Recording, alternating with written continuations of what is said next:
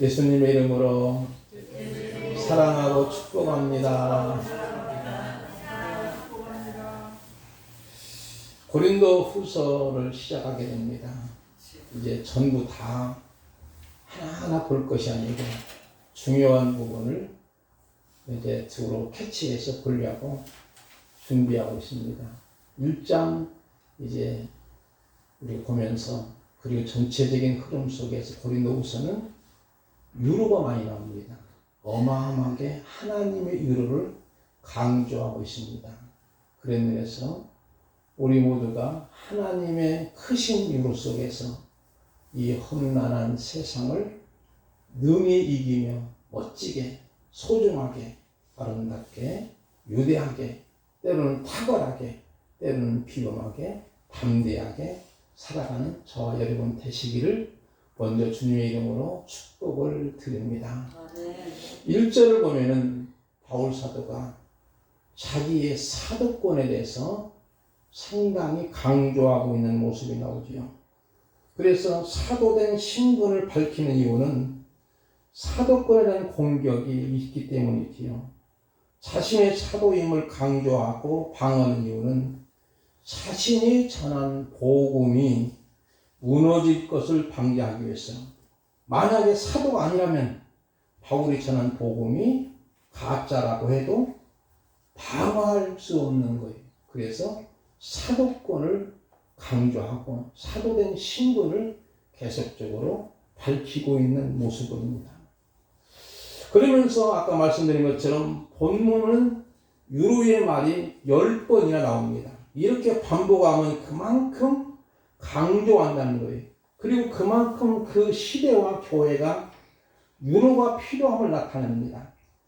우리가 예수님을 믿으면 아무 고난 없이 형통할 것으로만 생각하는 아주 이것은 깊은 믿음의 단계가 아니죠. 전철의 믿음의 단계가 아니죠. 8절 9절 말씀을 제가 보겠습니다. 형제들아, 우리가 아시아에서 당한 환난을 너희가 모르기를 원하지 아니하노니 힘이 격도로 심한 고난을 당하여 살 소망까지 끊어지고 우리는 우리 자신이 사형 선고를 받은 줄 알았으니 이는 우리로 자기를 의지하지 말고 오직 죽은 자를 다시 살리시는 하나님만 의지하게 하십니다. 무슨 말씀일까요? 정말로 심히 격도로 환난을 당했다는 거예요. 너무나도 심한 고난 때문에 살 소망까지 끊어질 정도로 그런 아픔이 있었지요. 어떤 면에서는 사형 선고라도 마찬가지죠. 그 정도의 어려움을 당하는 상황 속에서 우리가 그래도 예수 잘 믿고 복음 전하면은 이런 환난쯤이야는 없어야 될 거 아니냐. 그런 이상하리만큼 오히려 환난과 고난의 죽음의 위험이 찾아오는 것은 이해가 안 되죠.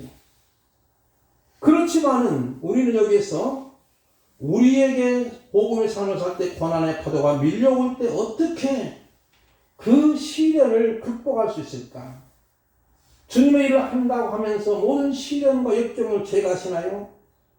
역경을 이길 수 있는 믿음의 힘을 주시는 거지 역경이 없게 하는 것은 아니라는 거예요. 오히려 하나님의 일은 세상의 흐름에 역행하고 세상의 가치관을 거부하기 때문에 평범하게 사는 사람보다 더 시련을 당할 수 있는 거예요. 어떤 면에서 우리 믿음의 성도들은요, 대세를 따라가는 것이 아니에요. 대의를 따라가는 거예요. 우리 기독교의 상징인 이투스라는 말이 있지 않습니까? 물고기 그려놓고 이투스. 그것은 무엇을 의미하느냐면요, 세상 물결로 흘러가지 말고 오히려 이 물고기는 물이 내려가면 그 쏜사같이 물결을 거슬려 올라가는 거예요. 그게 바로 기독교를 상징하고 있는 이투스의 의미입니다.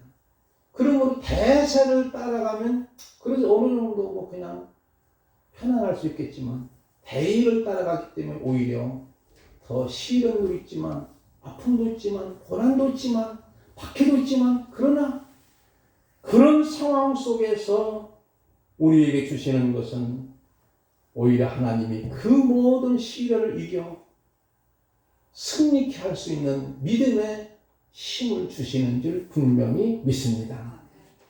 바울은 아시아에서 복음을 전할 때 살 수망이 끊어져 극심한 핍박을 당했습니다. 하지만 바울은 복음 전하는 일을 포기하지 않았습니다. 오히려 하나님을 찬양해요.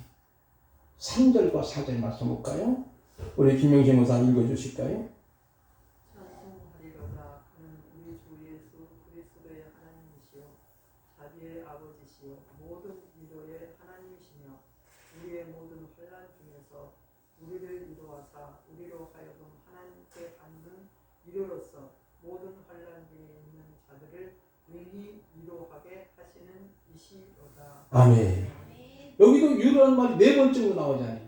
바로 그런데 중요한 건 뭐냐면 이 어려운 환난과 핍박과 고난과 고통 속에 있는데도 먼저 바울은 찬송하리로다 이렇게 하네요. 찬송하리로다.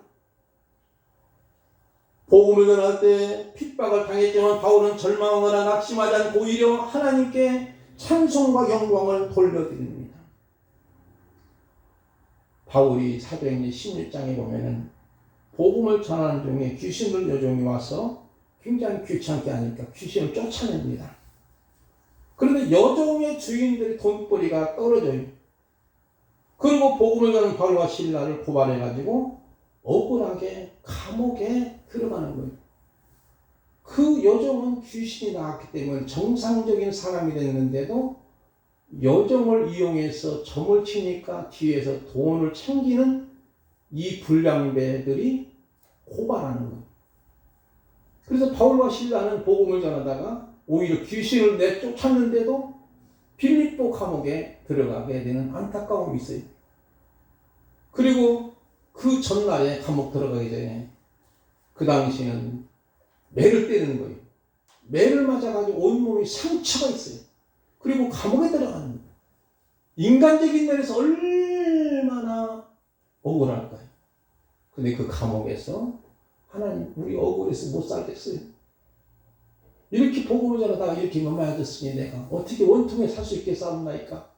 그렇게 기도한 것이 아니고 오히려 기도하면서 하나님께 찬미하니 죄수들이 들었다 그랬죠. 오히려 감옥 속에서도 하나님을 찬송하는 거예요. 그 결과가 하나님의 놀라운 섭리가 있었고 하나님의 놀라운 사건들이 일어납니다. 사도행전 16장 25절 이하의 말씀을 제가 한번 읽어드릴게요. 한밤중에 바울과 실라가 기도하고 하나님을 찬송하며 제수들이 듣더라. 이에 갑자기 큰 지진이 나서 옥타가 움직이고 문이 고 열리며 다 열리며 모든 사람이 메인 것이 다 벗어진지라. 그들이 데리고 나가 이르되 선생들이여 우리가 어떻게 하여 구원을 받으리까 하거늘 이르시되 주 예수를 믿으라. 그러면 너와 내 집에 구원을 받으라고. 오히려 지진이 일어나더니 옥문이 활짝 다 열리니까 거기에 있는 죄수들이 도망가지 말고 간수장이 깜짝 놀라가지고 야, 이 죄수들 다 내가 관리 못했으니 난 어차피 죽을 목숨이야. 그리고 스스로 극단적인 선택을 하려고 하는 거예요. 그때 바울이 그만둬라.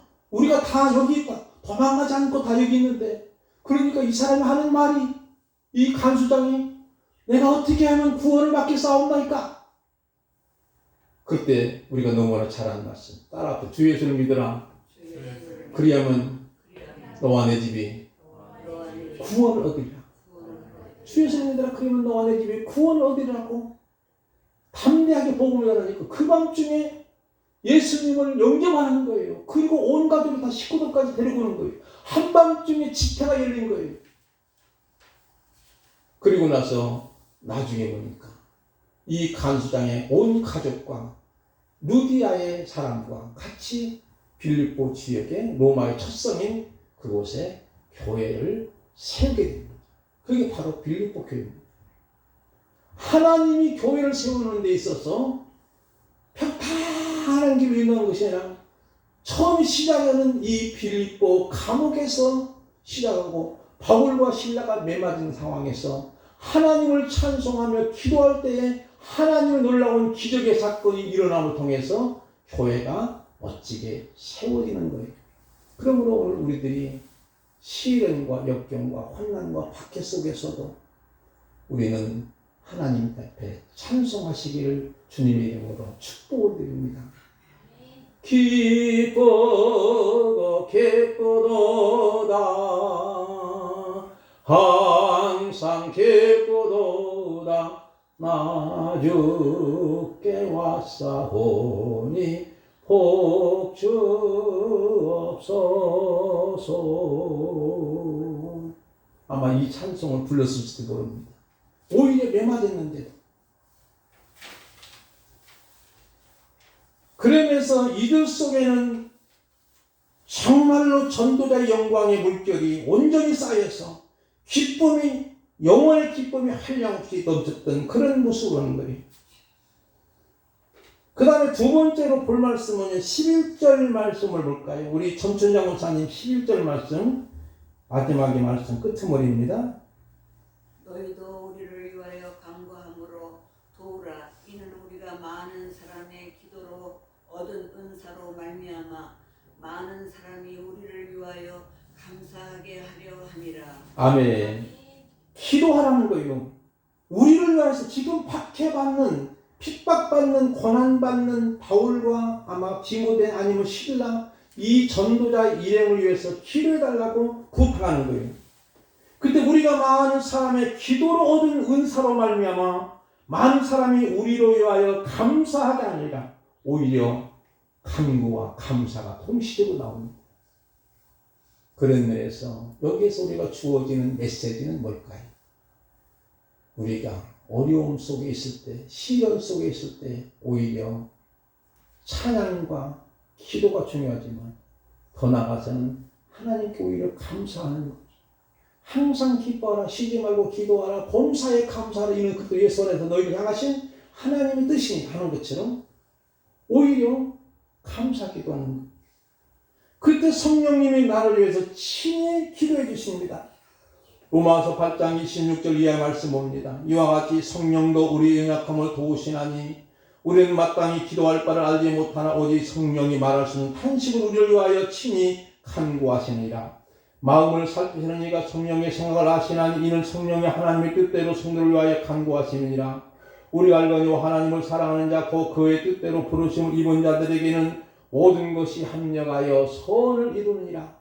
이 말씀 속에 성령님이 말할 수 없는 탄식으로 내가 어떻게 기도할 바를 알지 못하지만 하나님이 성령님을 통해서 나를 위해서 친히 기도해 주시는 거예요. 여러분, 기도하는 것은요, 거룩한 의무입니다. 또한 기도 시간은 행복한 거예요. 왜? 하나님과 사랑의 속삭임을 나누는 거예요. 그러니까 여러분이 기도를 못한다고 하지 마세요. 그냥 기도는 어린아이가 짜증내듯 해도 괜찮아요. 왜냐면요, 기도가 숙달되지 않으면 어린아이처럼 하는 거예요. 그냥 어떤 분은 기도만 지기면 스트레스 받는데 그냥 하나님 할 말이 없으면 아버지 감사합니다. 예수님의 이름으로 기도합니다. 아멘. 기도가 됩니다. 한마디도 기도가 되는 거예요.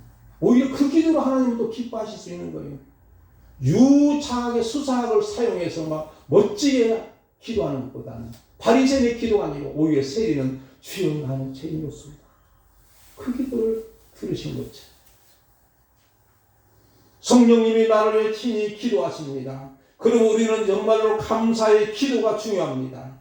시련과 환난 중에 감사의 기도 결과는 하나님의 유로의 강물이, 은혜의 강물이 차고도 넘칠 겁니다. 그러므로 아무것도 염려하지 말고 모든 일에 기도와 간구로 너희 구할 것을 감사함으로 하나님께 아뢰라. 그래 모든 지각에 뛰어난 하나님의 평강이 그리스도 예수 안에서 너희 마음과 생각을 지키시라 그랬지. 다니엘서 6장 10절 보니까 다니엘이 기도의 금령이 떨어진 거예요.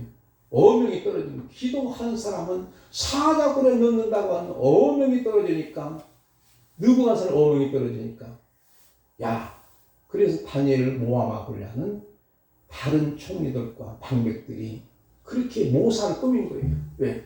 다니엘을 정적으로 제거하려고. 그것을 뻔히 안 다니엘이 오히려 기도를 멈췄을까요? 오히려 기도하는 시간에 창문 열어놓고 전에 기도한 대로 하루에 3번씩이지 예루살렘 향하여 기도한 거예요. 그러니까 엿보던 자들이 딱 걸렸네. 이제는 다니엘이 기도하는 거 딱 걸렸네. 요즘 같으면 스마트폰에 이거 찍어가지고 보고를 했을 거예요. 왕이 알으니까 너무나 아까운 사람인데 어차피 왕이 잘못 판단해가지고 쉽게 말하면 어이를 찍은 거예요.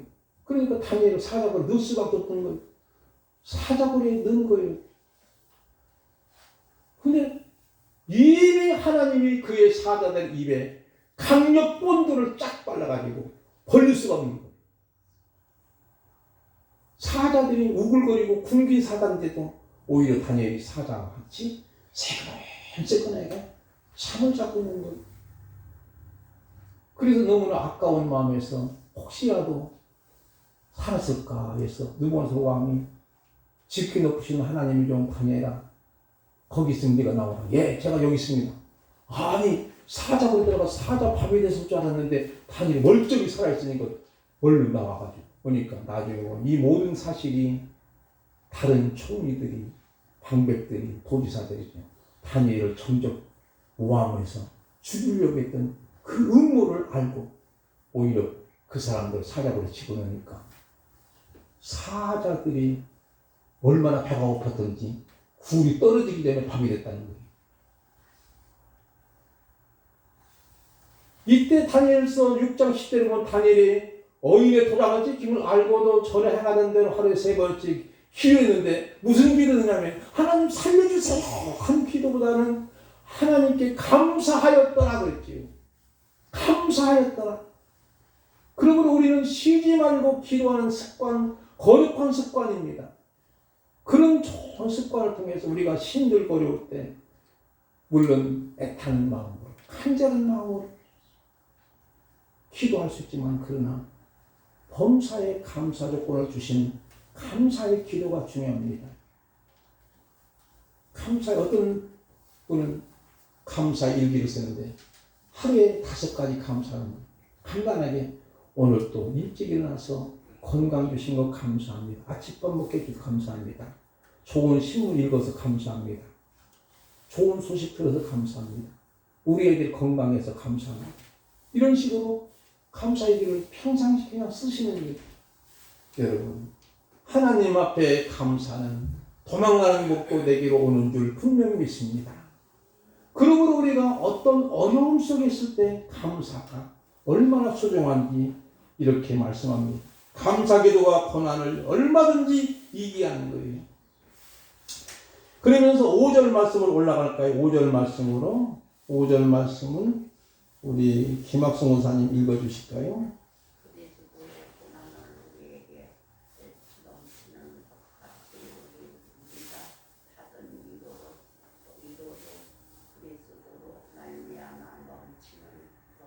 아멘. 이 말씀 보니까 그리스도의 고난이라는 말이 나오지요. 자신이 당한 고난을 예수님이 당하신 고난의 연장으로 이해했습니다. 그 이유는 자신이 복음을 전하는 것 때문에 고난을 당하기 때문이죠.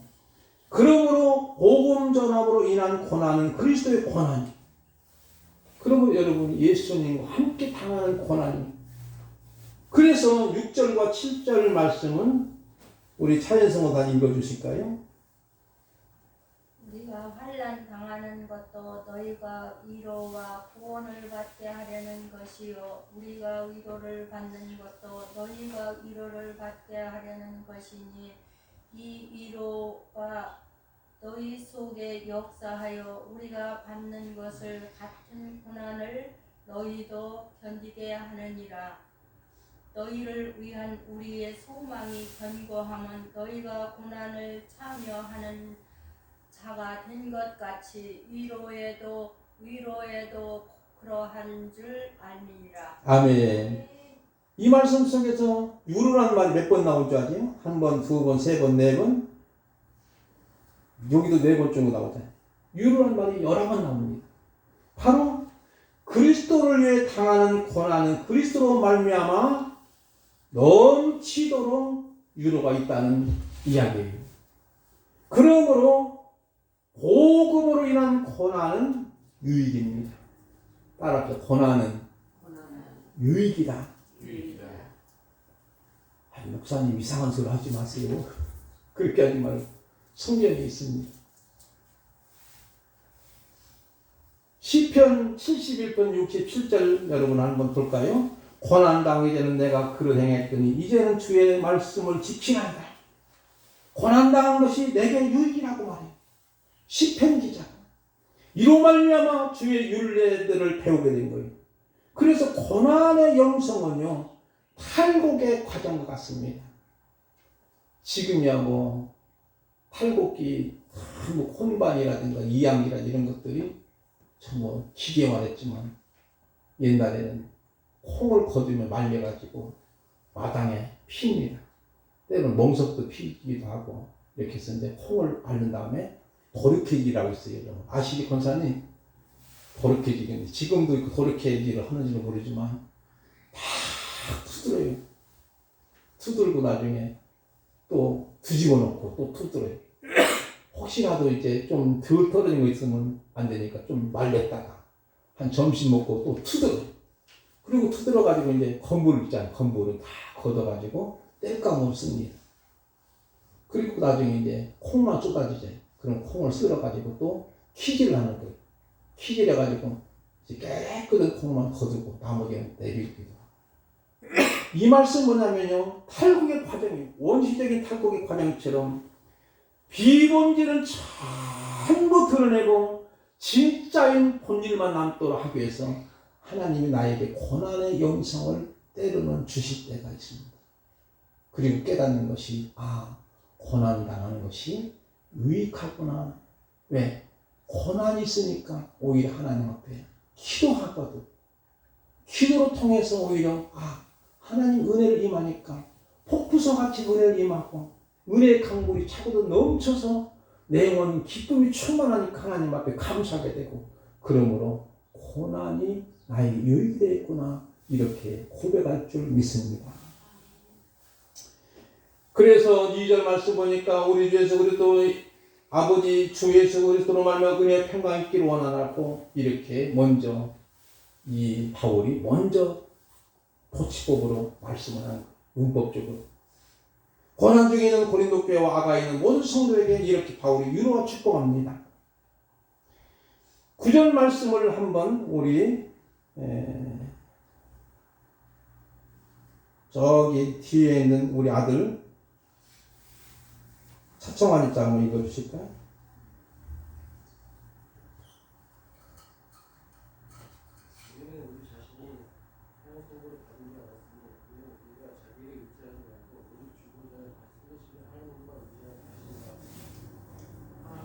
아멘. 조금 크게 읽어야지. 우리는 우리 자신이 사형 선고를 받은 자 알았으니 이는 우리로 자기를 의하지 말고 오직 죽은 자를 다시 살리시는 하나님만 의지하자는 거예요. 쉽게 말하면 죽은 자를 다시 살리시는 하나님만, 돈만이 아니라 하나님만 의지할 거야.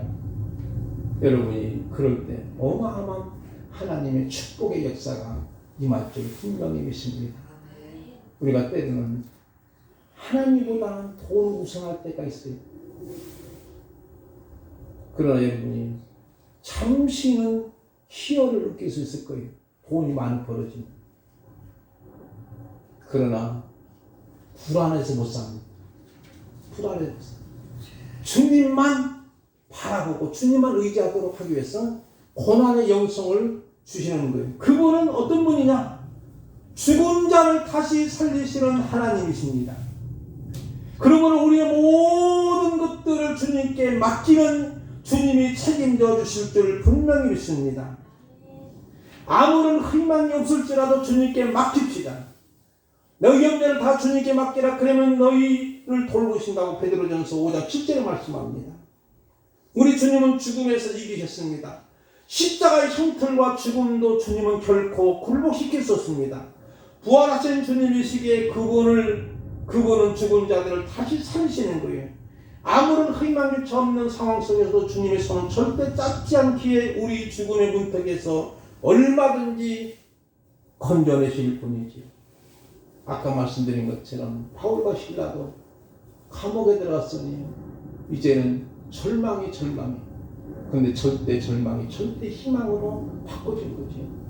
다니엘과 같이 마찬가지. 사자굴에 들어가서 이제는 그건 꼼짝없이 죽거나 마찬가지인데, 그런데 부활하신 하나님께서, 부활의 하나님께서 그를 얼마든지 살려내실 수 있는 좋으신 분, 전능의 하나님이신 줄 믿습니다. 그래서 바울은 죽음의 문턱까지 갔지만 그의 모든 환난과 역경을 겪었고 그 가운데 주님의 놀라운 능력을 사모하여 경험할 수 있었지요. 그러므로 바울은 고린도 교인들을 위로하고 사도 역할을 다할 수 있었던 겁니다. 현재 가장 큰 문제나 걱정거리 풀리지 않는 관계로 인해서 어려움을 겪고 계십니까? 마치 사형선고가 받은 것처럼 어려운 일들로 인해 숨조차 편히 쉴 수 없는 괴로운 날을 보내고 계십니까? 그렇다면 결코 주님의 손이 작지 않습니다. 주님은 우리의 걱정과 염려, 근심과 어려운 환경을 통해 가장 좋은 결과로 분명히 인도해 주실 거예요. 그러기에 주님의 손에 우리는 절대 놓지 말고, 그러나 우리는 힘이 이룰 수 있으니까 주님 오히려 우리의 오른팔로 우리를 붙잡고 계십니다.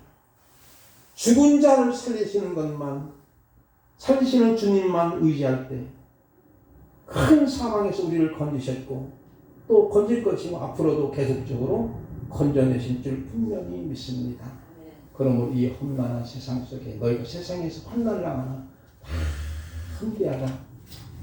내가 세상을 이겼다고 주님이 말씀하신 것처럼 주님만 의지하고 그분께 모든 걸 맡김을 통해서 시련과 역경 속에서도 하나님의 그 크신 놀라운 유로가 바다의 덮음같이 강물이 정말 그런 은총의 역사가 있어지시기를 주님의 이름으로 축복을 드립니다.